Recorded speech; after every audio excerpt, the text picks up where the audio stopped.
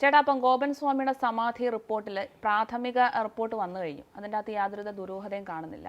ഒരു നാട്ടിൽ മാത്രമായിട്ട് ഒതുങ്ങിപ്പോകേണ്ട ഗോപൻ സ്വാമിയുടെ സമാധി ഇന്ന് ദേശീയ മാധ്യമങ്ങൾ ഉൾപ്പെടെ റിപ്പോർട്ട് ചെയ്യുകയാണ്. അങ്ങനെയാകുമ്പം ഇനിയുള്ള സോഷ്യൽ മീഡിയ മൊത്തം ഒന്നൊന്നര ആഴ്ചയോളം വലിച്ചു കീറിയതാണ് നമ്മുടെ ഗോപൻ സ്വാമിയുടെ സമാധിയെ. ഇനി എങ്ങനെയായിരിക്കും ഈ സോഷ്യൽ മീഡിയ എല്ലാം ഗോപൻ സ്വാമിയുടെ ഈ സമാധിയെ നോക്കിക്കാണുന്നത്?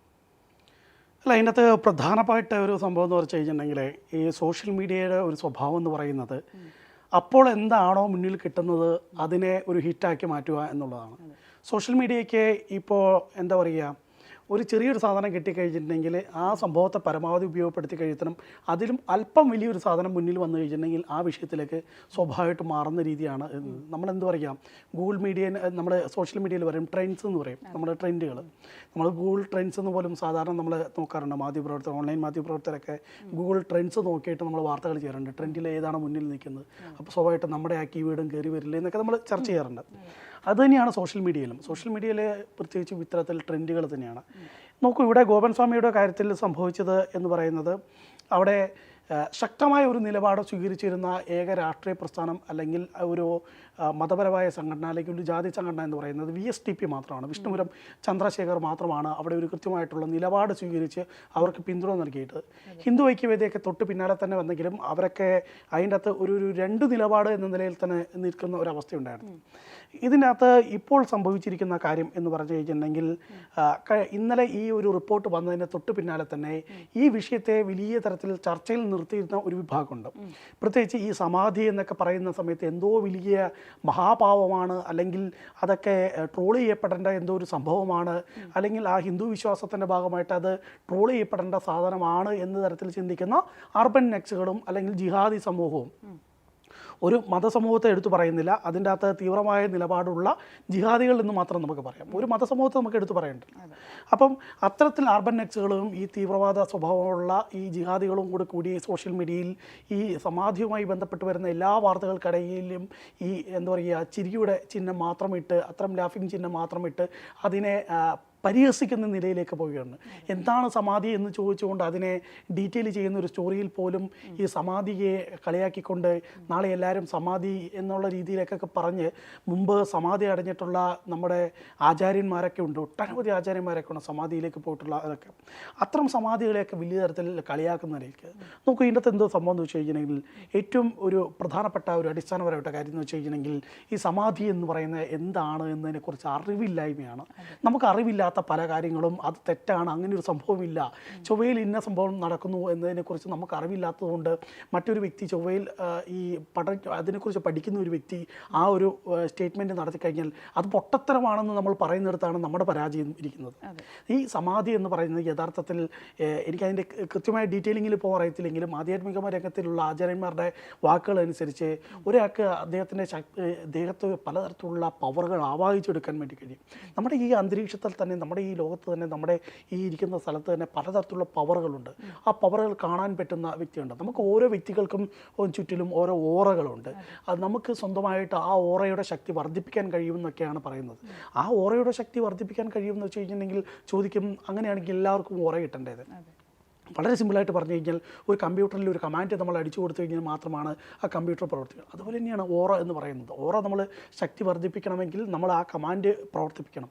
അതിന് വേണ്ടിയുള്ള മന്ത്രോച്ചാരണങ്ങൾ, അതിന് പറയുന്ന രീതി, അതിന് പറയുന്ന സിസ്റ്റം, ഈ കാര്യങ്ങളെല്ലാം നമ്മൾ ചെയ്യണം. അല്ലെങ്കിൽ ഈ കുണ്ടലിനി ശക്തി ഉണർത്തുക എന്നൊക്കെ പറയുന്ന രീതിയുണ്ട്. അത്തരത്തിൽ കുണ്ടലിനി ശക്തി ഉണർത്തി കഴിഞ്ഞാൽ ഒരു വ്യക്തിക്ക് അദ്ദേഹത്തിന് സമാധിയിലേക്ക് എപ്പോഴാണ് പോകാൻ പറ്റുന്നത്, അല്ലെങ്കിൽ ഏത് ദിവസമാണ്, ഏത് സമയമാണ് എന്നൊക്കെ നേരത്തെ മുൻകൂട്ടി കാണാൻ പറ്റുമെന്നൊക്കെയാണ് ആചാര്യന്മാർ പറയുന്നത്. ആ കാര്യങ്ങളിൽ നമുക്കറിവില്ലായ്മയായിരുന്നു ഈ സമാധിയെ നമ്മൾ കളിയാക്കിയത്. നമുക്ക് ഇവിടെ സംഭവിച്ചിരിക്കുന്ന കാര്യം എന്ന് വെച്ച് കഴിഞ്ഞാൽ, അദ്ദേഹം സമാധിയായത് തന്നെയാണ് എന്ന നിലയിലേക്ക് ലാസ്റ്റ് എത്തുകയാണ്. പക്ഷേ ഇതിനിടയിൽ 21-ാം നൂറ്റാണ്ടിൽ ഇങ്ങനെ സമാധിയെ അംഗീകരിക്കാൻ പലർക്കും ബുദ്ധിമുട്ടല്ലേ? അല്ല, അതാണ് ഞാൻ പറഞ്ഞത് അരുണിമ നേരത്തെ പറഞ്ഞതെന്ന് വെച്ച് കഴിഞ്ഞിട്ടുണ്ടെങ്കിൽ, നമുക്ക് നമ്മുടെ അറിവില്ലായ്മയാണ് നമ്മൾ പല കാര്യത്തെയും എതിർക്കുന്നത്. നോക്കൂ, നമുക്ക് അറിവില്ലാത്ത കാര്യങ്ങൾ നമുക്ക് അതുമായി ബന്ധപ്പെട്ട് നിൽക്കുന്ന ആചാര്യന്മാരുമായിട്ട് സംസാരിക്കാം. അത്തരം കാര്യങ്ങളിലേക്കൊക്കെ നമുക്ക് പോകാം. ഇപ്പോൾ പല കേസുകളിനകത്ത് പോലും ആ വിഷയങ്ങളിനകത്ത് ജഡ്ജ്മെൻറ്റ് നടത്തുന്ന ഉദ്യോഗസ്ഥർ പോലും അല്ലെങ്കിൽ ജഡ്ജിമാർ പോലും ആ വിഷയവുമായി ബന്ധപ്പെട്ട് നിൽക്കുന്ന നിയമകാര്യങ്ങളെക്കുറിച്ച് ഉള്ള കാര്യങ്ങൾ പറയുന്നതിനൊപ്പം തന്നെ അതുമായി ബന്ധപ്പെട്ട ഒരു സമിതി സമിതിയെ പോലും നിയോഗിക്കാറുണ്ട്. നമുക്കിപ്പോൾ മെഡിക്കൽ സംബന്ധം ഒരു മെഡിക്കൽ നെഗ്ലിജൻസുമായി ബന്ധപ്പെട്ട ഒരു കേസാണെങ്കിൽ സ്വാഭാവികമായിട്ടും കോടതി എന്താ ചെയ്യുന്നത് വെച്ച് കഴിഞ്ഞെങ്കിൽ ഏറ്റവും അടുത്തുള്ള മെഡിക്കൽ കോളേജിലെ ഉന്നതരായിട്ടുള്ള ഡോക്ടർമാരെ ഉൾപ്പെടുത്തിക്കൊണ്ടുള്ള ഒരു മെഡിക്കൽ ടീമിനെ ആ വിഷയത്തിനകത്ത് പഠിക്കാൻ വേണ്ടി നിയോഗിക്കും. ആ പഠിക്കാൻ നിയോഗിച്ച ആ മെഡിക്കൽ ടീമിന് ഒരു നിശ്ചിത കാലാവധി കൊടുത്തുകൊണ്ട് ആ ഒരു റിപ്പോർട്ടിനെ അടിസ്ഥാനപ്പെടുത്തിയായിരിക്കും ഒരു ജഡ്ജ്മെൻറ്റ് പറയുക. ആ ഒരു പറയുന്ന ജഡ്ജിനൊക്കെ ഈ ഇത്തരത്തിൽ മെഡിക്കൽ വിഷയവുമായി ബന്ധപ്പെട്ടുള്ള വസ്തുതകൾ അറിയത്തില്ലാത്തതുകൊണ്ടാണ് ആ വിഷയത്തെക്കുറിച്ച് പഠിക്കാൻ വേണ്ടിയിട്ട് അങ്ങനെ ഒരു സമിതി നിയോഗിച്ചത്.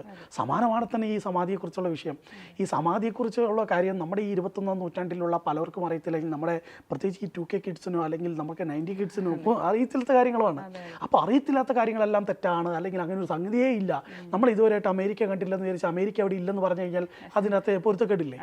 ഓക്കെ, അത് തന്നെയാണ് ഇതിൻ്റെ സംഭവിക്കുക. ഇതിനകത്ത് ഇപ്പോൾ സംഭവിച്ചിരിക്കുന്ന കാര്യം എന്ന് വെച്ച് കഴിഞ്ഞിട്ടുണ്ടെങ്കിൽ ഈ ഗോപൻ സ്വാമിയെ കഴിഞ്ഞ കുറച്ച് ദിവസമായി സോഷ്യൽ മീഡിയ ആ കുടുംബത്തെ എടുത്തിട്ട് അലക്കുന്ന കാഴ്ചയാണ് നമ്മൾ കണ്ടത്. വളരെ മോശമായ രീതിയിൽ പോലും ട്രോളുകൾ ഉണ്ടാക്കി വിടുക. ഞാൻ കഴിഞ്ഞ ദിവസം ഒരു ട്രോള് കണ്ടിരുന്നു. ആ ട്രോൾ എന്ന് പറയുന്നത് ഇപ്രകാരമാണ്, ഒരു വീഡിയോ ആണ്, റീലായിട്ട്.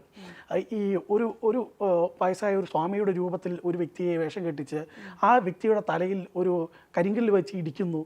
എന്നിട്ട് അദ്ദേഹം ഇരിക്കുന്ന സമയത്ത് സമാധിയായി എന്ന് പറഞ്ഞിട്ട് ചുറ്റും രണ്ടുപേരിൽ നിന്ന് അദ്ദേഹത്തെ എടുത്തുകൊണ്ടുപോയി ഒരു സ്ഥലത്ത് കൊണ്ട് ഇരുത്തുന്നു. എന്നിട്ട് ഇരിക്കുന്നു. അപ്പോൾ മക്കൾ തമ്മിൽ പറയുന്നു, സമാധിയാക്കിയല്ലോ, ഇനിയിപ്പം എന്താ പറയുക, സ്വത്തുക്കൾ പെട്ടെന്ന് എഴുതിയെടുക്കാമെന്നൊക്കെ. അങ്ങനെ വളരെ നികൃഷ്ടമായ രീതിയിൽ ആ കുടുംബത്തെ അവഹേളിക്കുന്നു. ആ കുടുംബത്തിൻ്റെ ഈ രാജ്യത്ത് ജീവിക്കാനും ഈ രാജ്യത്തെ അവരുടെ എല്ലാ സ്വാതന്ത്ര്യത്തെയും ഹനിക്കുന്ന രീതിയിലുള്ള അധിക്ഷേപങ്ങൾ ആ കുടുംബത്തിനെതിരെ നടത്തുന്നു എന്ന രീതിയിലാണ് കാര്യങ്ങൾ പോയി. സത്യത്തിൽ ഈ ഒരു അധിക്ഷേപങ്ങൾ ഇത്രയും രീതിയിൽ നടത്തിയിട്ടുള്ള ആളുകൾക്കെതിരെ സൈബർ പോലീസ് കേസെടുക്കണമെന്ന് ഞാൻ പറയുന്നത്. ഈ ഗോപൻ സ്വാമിയുടെ മക്കൾ ഈ വിഷയത്തിൻ്റെ അകത്ത് അടിയന്തരമായി തന്നെ പോലീസിൽ സൈബർ സെല്ലിൽ പരാതി നൽകിക്കൊണ്ട് ഇതുമായി ബന്ധപ്പെട്ട് ഏറ്റവും വൃത്തിഹീനമായ നിലപാടുകൾ സ്വീകരിച്ചിട്ടുള്ള, അല്ലെങ്കിൽ ആ കുടുംബത്തെ വ്യക്തിപരമായിട്ട് അധിക്ഷേപിച്ചിട്ടുള്ള, ആ കുടുംബത്തെ ഏതൊക്കെ തരത്തിൽ നാറ്റിക്കാവോ ആ രീതിയിലൊക്കെ നാറ്റിച്ചിട്ടുള്ള ഒരു കൂട്ടം ആളുകളുണ്ട്. അതിൽ പ്രധാനികൾ എന്ന് പറയുന്നത് ഈ അർബൻ നക്സലുകളും ഈ പറയുന്ന ജിഹാദികളുമുണ്ട്. അവർക്കെതിരെ പരാതികൾ കൊടുക്കണം. ചില പ്രൊഫൈലുകൾ എടുത്തു വെച്ചുകൊണ്ട് തന്നെ പരാതികൾ കൊടുത്തു കഴിഞ്ഞാൽ ഒരുപക്ഷെ അടുത്ത 1-2 ദിവസത്തിനുള്ളിൽ ഇത്തരത്തിൽ ട്രോളുകൾ ഉണ്ടാക്കിയിട്ടുള്ള ആ കുടുംബത്തെ അധിക്ഷേപിച്ചിട്ടുള്ളവരൊക്കെ തന്നെ അതെല്ലാം തന്നെ പിൻവലിക്കാനുള്ള സാധ്യതയുണ്ട്. എനിക്ക് മനസ്സിലാക്കാവുന്ന പ്രാഥമികമായിട്ടുള്ള വിവരം അനുസരിച്ച് ഈ മഹാസമാധിക്ക് ശേഷം അതുമായി ബന്ധപ്പെട്ടിട്ടുള്ള കാര്യങ്ങളിലേക്ക് ഈ കുടുംബം നീങ്ങും എന്ന് തന്നെയാണ് മനസ്സിലാക്കാൻ വേണ്ടി സാധിക്കുന്നത്. കാരണം അവർക്ക് ഒരിക്കൽ പോലും സ്വപ്നത്തിൽ പോലും ചിന്തിക്കാത്ത തലത്തിലേക്ക് ഈ വിഷയത്തെ എത്തിക്കാൻ വേണ്ടി ഏതൊക്കെയോ വ്യക്തികൾ ചേർന്ന് ശ്രമിച്ചിരുന്നു. അവരുടെ പ്രധാനപ്പെട്ട ആവശ്യം എന്ന് പറയുന്നത് ഈ വിഷയത്തിനകത്ത് വസ്തുത അറിയുക എന്നതല്ല എന്നുള്ളത് പോലും നമുക്ക് വ്യക്തമാവുന്ന തലത്തിലേക്ക് അവരുടെ ഓപ്പോസിറ്റ് നിന്നത് ഈ പറയുന്ന സനാതന ധർമ്മത്തെ അവഹേളിക്കുക എന്ന നിലയിലേക്ക് പോലും ചിന്തിക്കുന്ന തരത്തിലേക്ക്, അല്ലെങ്കിൽ നമ്മളെ അത്തരത്തിലേക്ക് ചിന്തിപ്പിക്കുന്ന തരത്തിലേക്ക് പോലുള്ള ആക്ഷേപങ്ങൾ സോഷ്യൽ മീഡിയയിൽ നമുക്ക് കാണാൻ വേണ്ടിയത്. അതിനൊന്നും നിസ്സാരമായിട്ട് എടുക്കാൻ പറ്റില്ല അരുണിമ. അതൊക്കെ അതിൻ്റെ ഈ സീരിയസ്നെസ്സോടുകൂടി തന്നെ എടുക്കണം. ഈ വിഷയത്തിൽ എന്താണ് സംഭവിച്ചത്? ഇതിനകത്ത് ഞാൻ ഇനി വിഷയത്തിനകത്ത് നോക്കിക്കാണുന്ന ഇതിനകത്തെ ഒരു തെറ്റ് എന്ന് പറയുന്നത് ഒരൊറ്റ കാര്യം മാത്രമാണ്. സാധാരണ രീതിയിൽ എല്ലാ ഇത്തരത്തിൽ ആചാര്യന്മാർ സമാധിയാകുന്നതിന് മുമ്പ് നേരത്തെ തന്നെ അവർക്ക് മുൻകൂട്ടി വിവരങ്ങൾ അറിയാൻ കഴിയുമെന്നുള്ളത് ഞാൻ പറഞ്ഞിട്ടുണ്ട്. അത്തരം സമാധിയാകുന്നതിന് മുമ്പ് ഈ വിഷയങ്ങൾ ആരോടും പറയാതെ രഹസ്യമാക്കി വെച്ച് ഇദ്ദേഹത്തെ സമാധി ഇരുത്തണം എന്ന് അദ്ദേഹം പറഞ്ഞതാണോ, അല്ലെങ്കിൽ അദ്ദേഹം അങ്ങനെ എന്തെങ്കിലും തരത്തിലുള്ള ഒരു പ്രാക്ടീസാണോ ചെയ്തിരുന്നത് എന്നുള്ളതിനെക്കുറിച്ച് മാത്രമാണ് ഇതിൻ്റെ അകത്ത് ഒരു തർക്കം നിലനിൽക്കുന്നത്. സ്വാഭാവികമായിട്ടും ഇത്തരത്തിൽ സമാധിയായിട്ടുള്ള പലതരത്തിലുള്ള സംഭവങ്ങളുണ്ട്, മുമ്പുമുണ്ട്.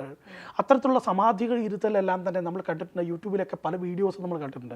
അവരെ ഏത് ആസനത്തിലാണോ അദ്ദേഹം ഇരിക്കുന്നത്, അല്ലെങ്കിൽ ഏത് ധ്യാനത്തിലാണോ ഇരിക്കുന്നത്, അതേ ധ്യാനത്തിൻ്റെ പൊസിഷനിൽ തന്നെ അവരെ കുഴിയിലേക്ക് കൊണ്ടുപോയി വെച്ച് അവിടെ ഈ ഭസ്മം കൊണ്ട് മൂടി, ഈ സുഗന്ധവ്യഞ്ജനങ്ങൾ കൊണ്ട് മൂടി അദ്ദേഹത്തെ സമാധി ഇരുത്തുന്നതിൻ്റെ കാഴ്ചകൾ കാണാൻ വേണ്ടി വിവിധ മഠങ്ങളിൽ നിന്നുള്ള ആളുകളും സന്യാസിവര്യന്മാരും ആചാര്യന്മാരും ഉൾപ്പെടെയുള്ള ആൾക്കാർ, നിയമത്തിൻ്റെ ഭാഗമായിട്ടുള്ള ആൾക്കാർ, പോലീസ് ഉൾപ്പെടെയുള്ള ആളുകൾ, അല്ലെങ്കിൽ ഇതുമായി ബന്ധപ്പെട്ട് ഇദ്ദേഹത്തിൻ്റെ മരണം സ്ഥിരീകരിക്കുന്നതുമായി ബന്ധപ്പെട്ടുള്ള ആളുകൾ, നാട്ടുകാർ ഉൾപ്പെടെയുള്ള ആളുകൾ, മാധ്യമങ്ങൾ ഉൾപ്പെടെയുള്ള ആളുകളെല്ലാം തന്നെ അവിടെ എത്തി ഈ കാഴ്ചയെ നോക്കി കണ്ടുകൊണ്ട് തന്നെ ഈ വിഷയത്തിൻ്റെ അകത്ത് ഒരു അർത്ഥശങ്കയ്ക്ക്, അല്ലെങ്കിൽ ഇതിൻ്റെ അകത്ത് ഒരു ലേശം പോലുമുള്ള ഒരു സംശയത്തിന് ഇടവരുത്താത്ത രീതിയിലുള്ള സമാധികൾ നമ്മളുടെ വീഡിയോസ് നമ്മൾ യൂട്യൂബിൽ കാണാറുണ്ട്. കഴിഞ്ഞ ദിവസങ്ങളിൽ ഒരു സമാധിയുടെ വീഡിയോ പല സോഷ്യൽ മീഡിയ പ്ലാറ്റ്ഫോമുകളിലും പ്രചരിച്ചിരുന്നു.